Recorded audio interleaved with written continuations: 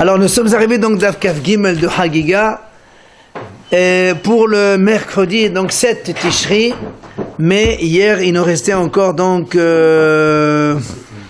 voilà 17 lignes dans la Kaf Bet Amoud Bet, Ahoraim Vator. Donc, je répète Kaf Bet Amoud Bet de Hagiga, Ahoraim Vator. On a dit pour la terouma, dans un ustensile, s'il y a une toum'a, par exemple, de Rabbanan qui touche le manche de l'ustensile, ou l'arrière de l'ustensile, ou le milieu de l'intérieur, donc chacun, il est tamé séparément. Pour le Kadashim, non. S'il y en a un élément qui est tamé, c'est tout l'ustensile qui est tamé. C'est ce que la Gemara va poser. Maï ahoraim vetor. Qu'est-ce que c'est derrière et dedans? Kedetnan. La Gemara ramène la Mishnah. C'est marqué Kelish netma. Ahorao bemashkin, ahorao temein, toho ogano ozno be'adao tehorin.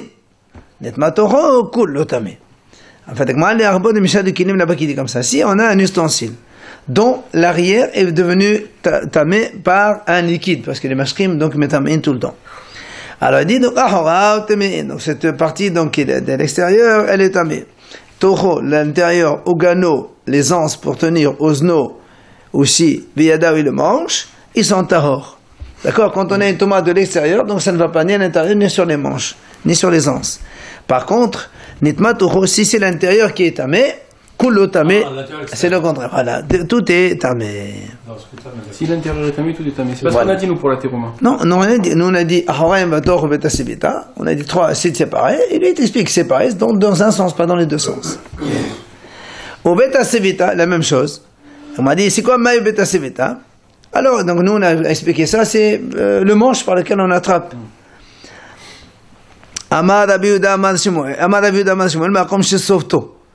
C'est l'endroit avec lequel on tient le kélé. On tient pour le tendre. C'est ça, Sovet.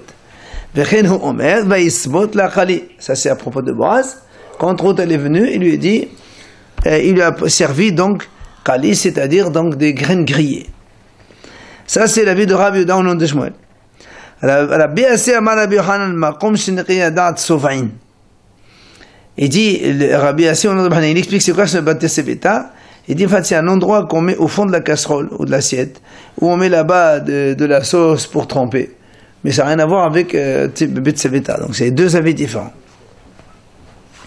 Tani Rabbi Bekameh de Rabbi Nachman. Il enseigne Rabbi B devant Rabbi Nachman. Kol hakelim en lahem ahoraim batoch. Lui, il a dit, tous les ustensiles, ils n'ont pas ahoraim vator. C'est-à-dire, il n'y a pas cette notion derrière, dedans. C'est un seul qui laissait un seul. Et extérieur, intérieur, c'est ça. Voilà. Et lui, il dit, il n'y a pas ça. C'est quand tu es derrière, c'est tout. Voilà, il n'y a pas de différence. Tamé, c'est un col. Et il dit là-bas, Ehad Kotsia Mirdash, donc que ce soit les Kotsia Mirdash, mais ça aussi dans la mission on est d'accord, les Kadashim. Il rajoute, Ehad Kotsia Gvul. Ou bien les saintetés du Gvul. Gvul, c'est donc les mythes d'Israël. Les mythes d'Israël. Alors il explique, c'est quoi Amal Kotsia Gvul Maininu. C'est quoi les Kotsia Gvul? C'est quoi les Kadashim qui sont dans tout le pays d'Israël? Il dit Terouma.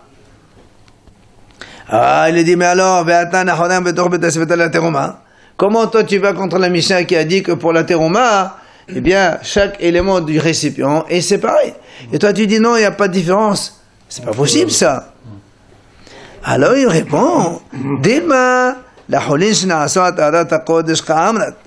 il dit certainement que tu es en train de parler pour les holin, c'est comme on a dit donc avant, donc des gens qui mangent des choses hol, mais ils font ça comme si qu'ils allaient manger les kadashim, donc ils font ça avec toute la pureté possible. Et là, effectivement, c'est la même chose. Il n'y a pas de ahoraim vator, c'est tout est tamé. Alors il lui dit adkar tan milta. Il dit oui, tu m'as rappelé quelque chose, un enseignement. Il a dit Rabba Balavu, ahat asema'alot shanukan. Dans la Mishnah, on a vu donc 11 valeurs différentes, rappelez-vous. Les 6 premières, dont celle-là, les 6 premières, ça concerne les Kodesh et aussi les Holin Shna Kodesh. Donc ton cas, il figure bien dans le Mishnah. Et Aharonot, les dernières, les 5 dernières, La Kodesh aval lo la Chonish na'asot alat Kodesh. C'est pour les Kadashim, mais pas pour les choses Hol. Même si on les fait alat Kodesh, ils ne sont pas concernés. Donc ça confirme bien ce qu'il dit. Une autre différence, on a vu dans la Mishnah. Hanoseh tamidras, noseh tateroma valo takodesh. Rappelez-vous, on a dit que si quelqu'un il porte une chaussure, par exemple d'un zav, il a le droit de porter à côté terouma dans un ustensile fermé et il fera attention que ça touche pas, mais il n'a pas le droit de transporter des kadashim en même temps. La Gemara dit Chodesh ma'etamala. Pourquoi tu dis Chodesh il n'a pas le droit de porter? C'est la même chose que tout le monde, il fait attention, il peut porter, il fait attention de ne pas toucher. La Gemara répond Mishum ma'aseh she'aya, parce qu'il y avait une histoire comme ça qui s'est passée. Comment? De Amar Rabbi Damar Shmuel, il a dit Rabbi Damar de Shmuel. Ma'aseh be'achad, she'aya ma'avir havit sheliyen kodesh me'makom le'makom. C'était une histoire, une vraie histoire. Quelqu'un qui était en train de transporter une cruche de vin, le vin de Beit Hamikdash, il voulait le transporter d'un endroit à un autre. Le problème c'est que, on nefseqa le so'a shel sandalo, on tala on neha al pe havit, on abla la havit venetmet. Comme les lacets de ses chaussures, de ses sandales, ils se sont déchirés. Qu'est-ce qu'il a fait? Il a pris la chaussure dans la main. Mais il a laissé sur la cruche. Après, sans faire exprès, le lacet de la chaussure, il est tombé dans l'espace de la cruche. Alors nous, on sait que la cruche, elle prend la touma comment? Par l'intérieur. Et donc, du coup, toute cette cruche de vin kadashim, elle est devenue tamée. C'est parce que le lacet, il a touché le vin. Elle n'a pas touché. Il est rentré dans la cruche, c'est tout. Elle a juste débordé dans la cruche. Ça peut être pareil pour la terouma? Ah non. Pourquoi? On a dit, pourquoi Kadashim? Non, à cause de l'histoire. C'est parce qu'il y a eu une histoire comme ça. Et non, justement, comme il y a eu une histoire comme ça, Hachamim gaseront sur ça. L'exéra, elle est sur ça. C'est ce qu'il dit. Be'ota sha'a amru. À ce moment-là, Hachamim ont dit, Hanoseh tamidras, noseh tateroma valo takodesh.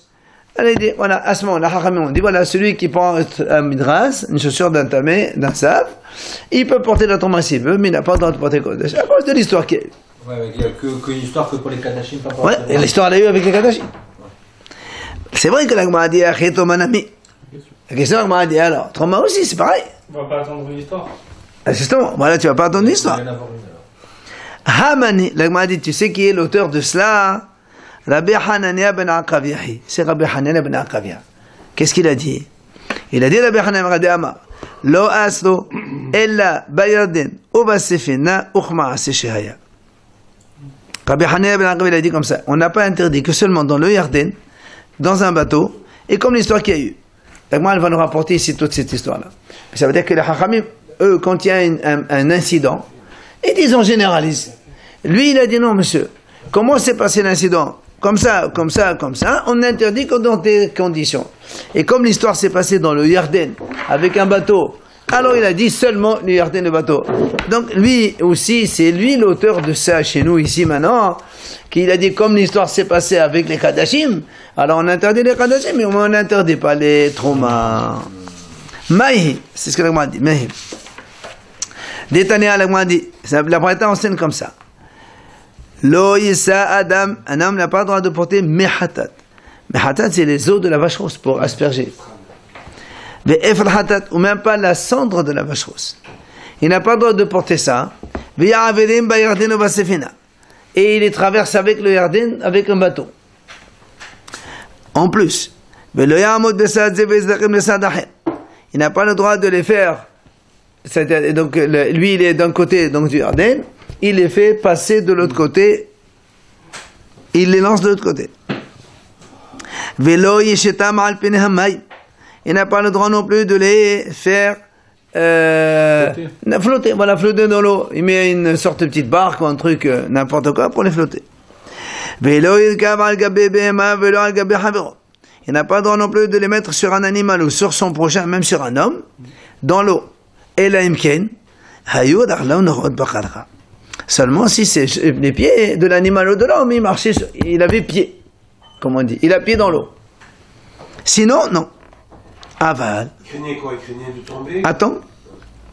Aval. Il peut les faire passer sur un pont. Et là, il ne craint pas. Gesha, c'est un pont. Donc, il ne peut pas les faire passer ni sur un bateau, ni sur un animal, ni sur ça, pour faire traverser les eaux de la vache rousse. Sinon, il devient tamé, c'est ça? Sinon, il devient tamé. On a vu que de toute façon, celui quand il porte, il devient tamé. Attends. Donc, la Gemara dit là-bas, que ce soit le Yarden ou n'importe quel fleuve, c'est le même principe. Et vient Rabbi Hanan ibn Aqabia, justement, donc c'est le nôtre ici. Il dit non, monsieur. Omer, lo aso elabaya, denobasefina ochma, seshaya. Il dit, monsieur, l'histoire s'est passée avec le Yarden et un bateau. On interdit que le Yarden et le bateau. Zéro. Alors, la m'a dit, maïma seshaya, c'est quoi ce maasik? Il y a eu. C'était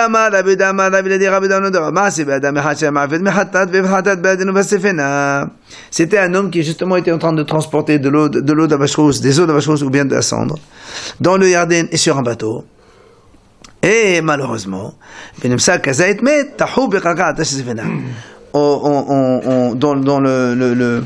le plancher du bateau, on a trouvé Kazait, le volume d'une olive d'un mort.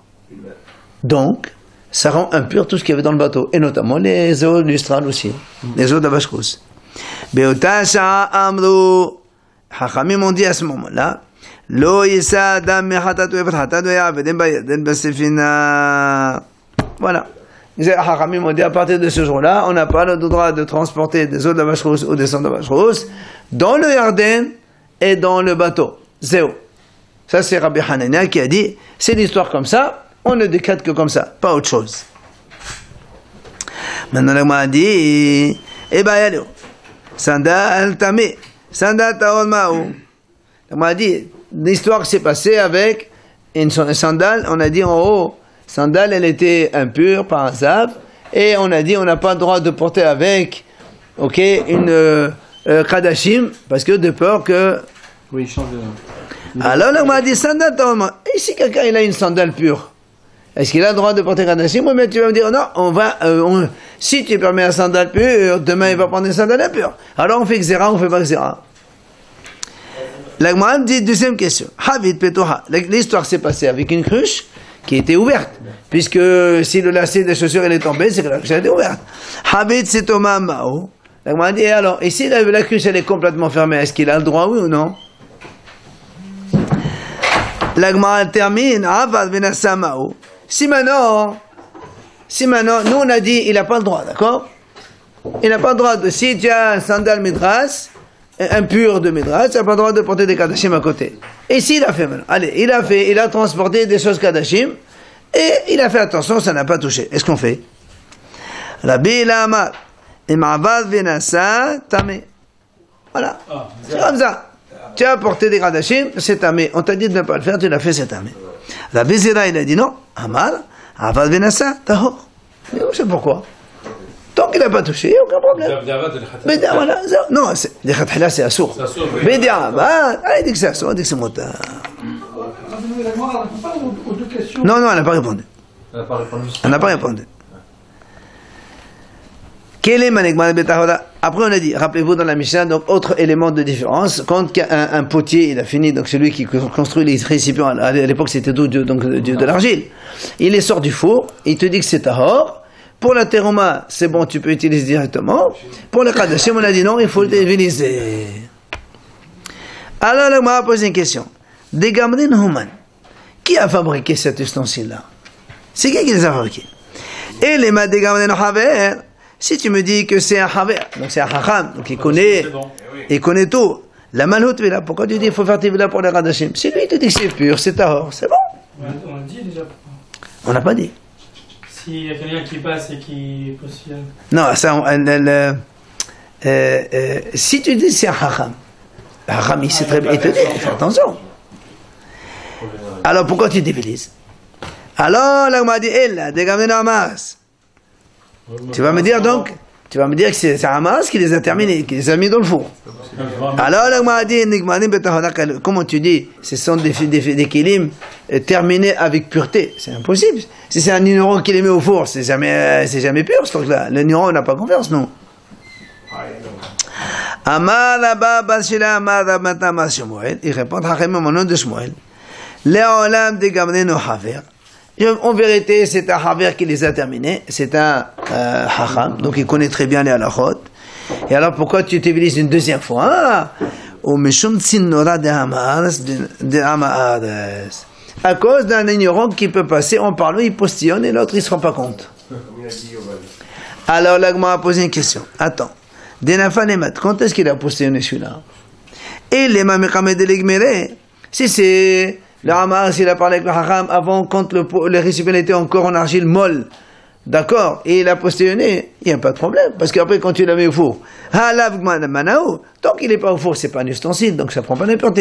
L'ustensile, il est formé, fabriqué, quand il sort du four, qu'il est dur, c'est ça l'ustensile. Donc il n'y a aucun problème, pourquoi tu t'évilises? Et la bata de Gamré, tu vas me dire non, après qu'il a fini, monsieur, le Hacham, il fait pas n'importe quoi, si c'est un Hacham, et il y a un ignorant qui va lui parler, il dit attends monsieur, on sort d'ici, tu parles. Il va pas le laisser parler devant des cruches et des choses. Le Hacham, il fait attention. Alors pourquoi on ne comprend pas de quoi il s'agit? Alors la Gemara répond, en vérité, avant qu'il l'ait terminé. Le Hamar, s'il lui a parlé avant que le pot il soit donc cuit. Donc il était encore mou. Et tu vas me dire, mais donc ces cas-là, c'est pas encore un ustensile. Et il dit, pas de problème. Il dit peut-être que quand il a postillonné, donc il a laissé un peu de goutte de salive, et quand le pot il était cuit, la goutte elle était encore un peu humide. Elle peut pas rester humide si ça. Ah mais c'est ce qu'il a dit. Donc, je sais. Donc, Ça continue, attends, mais c'est pas ça qu'on dit qu'il faut utiliser l'ustensile. D'accord? Amar, c'est tamé, parce qu'il fait pas attention. Par définition, il fait pas attention. Ouais. Non, non. Alors, l'Agma a dit, très bien. On continue. On a dit, Tvila in ha'alef shemeshla. L'Agma a dit, donc tu as exigé que quand on t'évilise cet ustensile, on t'évilise et on va l'utiliser de suite. C'est-à-dire, tu n'exiges pas ha'alef shemesh. D'habitude, quand on fait tévila, on attend la tombée de la nuit pour que ça finisse. Il dit ici, tu n'attends pas ha'alef shemesh, tu n'attends pas la tombée de la nuit. Dès que tu t'évilises, d'après ce que la Mishnah a dit, t'évilises et tu prends. Alors, la Gemara a dit dans ces cas-là, matnitin, cette Mishnah-là, dès là que Rabbi Eliezer, c'est pas comme Rabbi Eliezer. Pourquoi? On va voir là. Détnan, il y a une Mishnah qui dit comme ça. C'est dans pareil, évidemment. Shefoferet shehatacha lehatat. Si quelqu'un, il prend, shefoferet, c'est comme un tuyau. Il le coupe en deux. Avant, c'était en roseau. Il coupe en deux pour mettre là-bas de la cendre pour la vache rousse. Bon, il veut l'utiliser pour la vache rousse. Ok? Alors, Rabbi Eliezer Omer, itbol miyad. Parce que pour l'utiliser, il faut qu'il la fasse tévila tout de suite. Parce qu'on sait que pour la vache rousse, il faut tout téviliser bien comme il faut. On ne sait jamais. Alors, il prend les roseaux là, et il les tévilise avant de mettre les choses de la vache rousse dedans. Ça, c'est Rabbi Eliezer. Rabbi Yehoshua Omer, yitameh v'hakar yitbol. Rabbi Yehoshua dit, d'abord, il impurifie ce roseau-là, il le rend impur. Après, il le tévilise. Très bien. Maintenant, là-bas, sur ça, nous, on a posé une question. Des hatachaman. Qui c'est qui a coupé ce truc en deux? Et le m'a dit hatachahaver, la malle était là. Si c'est un hacham, pourquoi tu demandes qu'il tévilise? C'est pas la peine. Un hacham, il est tahor, il tévilise, tu utilises directement dans la vache. Mais là, des hatachamas, tu vas me dire non, c'est un ignorant. Elle m'a dit comment? Alors si c'est un ignorant qui a coupé le roseau en deux, comment ça se fait que Rabbi Yehoshua a dit il faut que tu rends impur? Mais si c'est le Ramas qui a coupé, c'est déjà impur déjà. D'accord? Donc on ne comprend pas de quoi il s'agit. Sur ça il a dit comme chez nous ici. C'est en vérité un haver qu'il a coupé en deux. Et comme on a dit tout à l'heure, on ne sait jamais, peut-être qu'un ignorant il est passé, il a posté une dessus. Il dit fais attention là. Mais fais attention sur la chose, mais pas. Justement, la Gemara a dit. Hein? Pardon? Tu vas voir. Dès la fin, la Gemara a dit quand est-ce qu'il est tombé le postillonnage? Et les Mamekamed de l'Artacha, si c'est avant qu'il la coupe en deux, dans ce cas-là, elle n'est pas encore et Keli, Halamanahu. Mais la bata de Hatara, si maintenant après qu'il a coupé déjà en deux et il a possédé, dans ce cas-là, Mzazahidba, quand même le Hacham il fait attention. Il coupe, il va mettre la vache rouge, il va laisser un ignorant parler avec lui comme ça. Alors, l'Agma a dit Léola, mais comme de l'Artecha. En vérité, avant qu'il la coupe, et le Ramar il a possédé dessus, Dilma, voilà ce qu'on a dit. La même chose. Peut-être qu'après, quand il a coupé, c'est resté encore la salive un peu humide. Oui. Du coup, il est tamé le roseau, là, le chevauffrier, maintenant, l'Agma a dit, Bishama le Rabbi Yoshua qui a dit, il faut éviliser. Pourquoi il faut éviliser? Il dit parce qu'il veut faire une différence avec les Sadducéens. Rappelez-vous, on a déjà dit ça, que les Sadducéens, eux, ils disaient, quand on fait une tevila, il faut laisser la nuit tomber pour utiliser Ha'alef Shemesh pour la vache rousse. Hachamim me disent non, pas du tout. On fait Tvila parce que ça, la vache rousse, ça se fait par un Tvoulium, ce qu'on appelle Tvoulium. Quelqu'un il a fait Tvila, comment il peut faire tout de suite la vache rousse? Et Hachamim faisait exprès à l'époque, le Kohen qui va faire la vache rousse, on le rend détamé de suite, on le fait Tvila, il va faire la vache rousse. Comme ça on fait contre les Sadducéens. Alors il te dit ici, Rabbi Yoshua, quand il a dit on tévélise, pourquoi on rend tamé la chevauvrée et on tévélise, pourquoi? C'est justement pour contrer les Sadducéens. Ditnan, comme il a dit la Mishnah, le Kohen lui-même qui va brûler la vache rousse, on le rend détamé. Les Hosim, mais les Ban, pour exclure, contredire les Sadducéens, qu'ils disaient non. La vache rousse ne peut être faite que par un Kohen qui a fait la Tevila, plus il a passé la nuit. Et nous on dit non. Donc on le rend tamé de suite.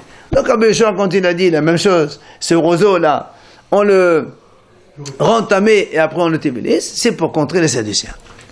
Et là, les Rabbi Eliezer. Mais Rabbi Eliezer, lui, qu'est-ce qu'il a dit? Il a dit on le tébilise tout de suite. Si tu dis, selon Rabbi Eliezer, que normalement quand on tébilise un keli, il faut attendre la tombée de la nuit. Et là, Rabbi Eliezer, qu'est-ce qu'il a dit? Il a dit on tébilise tout de suite et on va l'utiliser pour la vache rousse. Je comprends qu'il y a une différence entre normal et la vache rousse. Dans normal, il faut attendre la tombée de la nuit, et la vache rousse, il ne faut pas attendre. Oui? Mais si Rabbi Yoshua mais si tu dis que selon Rabbi Eliezer, il ne faut pas Ha'alef Shemesh. C'est-à-dire, quand tu utilises un keli, tu peux l'utiliser de suite. Alors, quand on va faire ça pour la vache rousse, il n'y a aucun signe de reconnaissance par rapport à Sadducéen. S'il est tamé, selon Rabbi Eliezer, s'il est tamé, lui, Rabbi Eliezer a dit, il faut téviliser tout de suite. Il n'a pas dit, il faut le rendre tamé. Il faut téviliser de suite. Si tu me dis que Rabbi Eliezer, de façon générale, il exige que quand on tévilise un keli, on attend la tombée de la nuit pour l'utiliser. Et là, il dit non, tu le tévilises de suite et tu l'utilises. Je comprends que ça contre les Sadducéens. Mais si tu dis que Rabbi Eliezer, il dit non, de façon générale, on n'attend pas la tombée de la nuit. Il ne faut pas. Ben alors là aussi, il ne faut pas. Alors quelle différence tu fais par rapport aux Sadducéens? Comment on va savoir que ce qu'on fait maintenant, c'est contre les Sadducéens? Il n'y a aucun signe. Donc on est obligé de dire que si Rabbi Eliezer a dit on fait Tvila de suite du keli de vache rousse, parce que lui il pense que normalement il faut Ha'alef Shemesh. Il n'y a que pour la vache rousse qu'il a dit non, pour justement contrer les Sadducéens. Mais de façon générale, il exige qu'il y a Ha'alef Shemesh tombé de la nuit. Or nous, dans notre Mishnah, qu'est-ce qu'on a dit?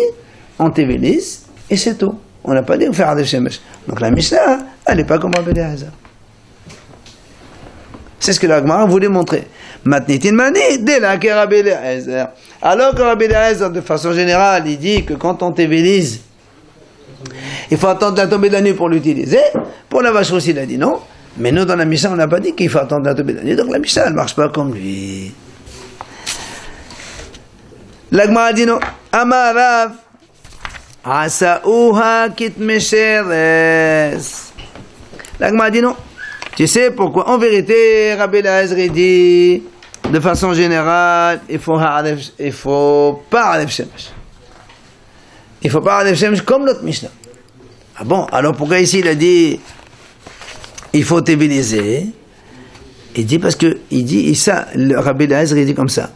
Les kelim qu'on fait pour les hatat, on considère ça comme tmeshers. Ça veut dire quoi? on leur donne un statut comme si ils ont été rendus impurs par un reptile mort. C'est pour ça qu'il faut téviliser. D'accord? Et c'est ça. Et c'est pour ça que lui, il a dit Rabbi Eliezer chez nous, et tévilise de suite. Parce que si c'était pas normalement un tmécheres normal, il faut un shemesh. Mais ici, dans notre cas, il a dit c'est pas la peine. C'est ça la différence. D'accord? C'est quoi Chéret? Chéret, c'est un reptile mort. Non, d'accord, mais c'est quoi la base s'il n'y a pas ce cas-là, le cas normal? Le cas normal, t'es Chéret, tu fais téviliser, tu es ici impur, tu es tévilisé, tu attends la tombée de la nuit. D'accord. De façon générale, c'est ça. Mais pour la vache rouge, il a dit, c'est ça contre les sadistes. Normalement, ce roseau-là, il faut attendre la tombée de la nuit. Mais comme c'est pour la vache rouge, on ne va pas attendre. C'est ça qui est contre les sadducéens. L'Agma a dit, et la Merata, alors si tu dis que ce roseau-là, il n'est comme un tmécheres, l'otetame Adam, alors elle ne peut pas transmettre l'impureté à un homme. Parce que Chéres, c'est un chef, tmécheres, le roseau, c'est le premier, et l'homme ne peut jamais prendre l'impureté d'un premier. L'homme, il ne peut être impur que par un chef. Pourtant, à la matinée, rentre en Matvela, Tarantvela. Pourtant, la Braïta, elle dit, celui qui coupe le roseau, ou celui qui va téviliser ce roseau-là, lui-même, il doit faire mikvé, parce qu'il devient tamé. Comment il devient tamé? Si tu dis que ce roseau-là, il a un statut de tmécheres, c'est-à-dire il y a un premier degré d'impureté, comment, alors pourquoi tu dis que l'homme qui coupe ce roseau, il doit faire tefila? Il n'a pas besoin. Donc ta réponse que tu m'as donnée, elle n'est pas bonne. C'est clair? Donc, tmécheres, ça ne marche pas. C'est pour ça que Mal répond. Il dit non, tu sais quoi? C'est pas tmécheres, c'est tmémet. C'est comme si il a touché à un mort. Or, le mort, c'est un avi avot atoma. Celui qui le touche, c'est un avtoma. Et donc, du coup, l'homme, il peut être impur. Et donc, c'est pour ça qu'on a dit, celui qui coupe ça, lui-même, il est tamé. Effectivement, tu as touché quelque chose qui est avtoma, alors tu deviens impur toi aussi. Donc, c'est normal alors que le roseau soit tamé? Oui. C'est pour ça qu'il dit, ici, normalement, il faut là aussi attendre la tombée de la nuit, mais pour la majorité, on ne le fait pas. Alors, là, on m'a dit, attends. Et Akhi, si tu me dis que c'est un tmémet, il suffit pas seulement de téviliser. Pour un mort, qu'est-ce qu'il faut faire? Il faut faire l'aspersion avec la vache rouge 3e jour, 7e jour, et après voilà là. Pourtant, à la matinée, rentre en Matvela, Tarantvela, Tvela, Enazat, Shishvaïla. Pourtant, la Braïta dit, celui qui coupe et celui qui tévilise ce roseau-là, il y a marqué, il doit faire tévila seulement. Mais s'il est impur par un mort, il faut l'aspersion de 3e jour et 7e jour. Et la Mishnah n'a pas dit. Premier degré. Il faut. C'est ce que l'Agma a dit. C'est pas le Krili Rabbeinu qui est Av, qui lui, il était au Shlishi. Non, il n'y a pas marqué. Il y a marqué Chotra Madela Tarantvela, Tvela Enza, c'est Shivela. L'homme, c'est certain que l'homme, il est Rishon, pardon.